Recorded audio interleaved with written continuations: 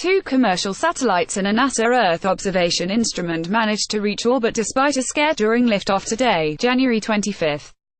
NASA's global-scale observations of the Limon Disk Gold instrument and the SES-14 and Alya-3 communications satellites launched atop an Ariane Ariane 5 rocket this evening from Guiana Space Center in French Guiana.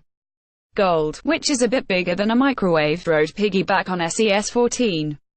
About 9 minutes after liftoff, the outlook turned grim. Ariane Space lost contact with the rocket's upper stage, leading to speculation that the payloads had been lost. But everything turned out all right in the end, according to representatives of the France space launch provider. NASA goes for gold to scan the border of Earth and space. An Ariane Ariane 5 rocket carrying the SES-14 communications satellite, with NASA's gold instrument, and the Alya-3 satellite lifts off from the Guiana Space Center in Kouro, French Guiana on Jan. 25, 2018.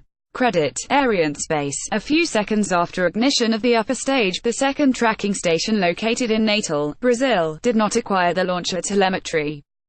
This lack of telemetry lasted throughout the rest of powered flight, Ariane Space representatives wrote in a statement a few hours after launch.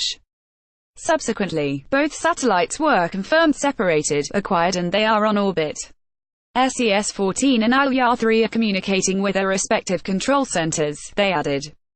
Both missions are continuing. Gold will study Earth's upper atmosphere, especially the temperatures in the ionosphere and thermosphere, from its perch in geostationary orbit, about 22,000 miles, 35,400 kilometers, up.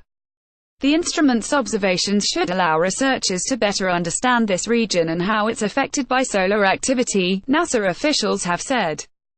Gold is the first NASA science mission ever to fly as a hosted payload on a commercial satellite, agency officials said.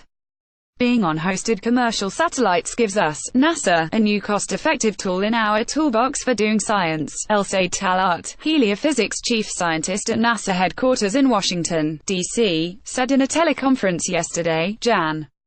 24. There are still many times when we would have to build the satellite and do the launch ourselves, but the more tools we have to get into space, the better for our overall science program. Follow Mike Wall on Twitter at MichaelWall and Google. Follow us at space.com, Facebook at Google.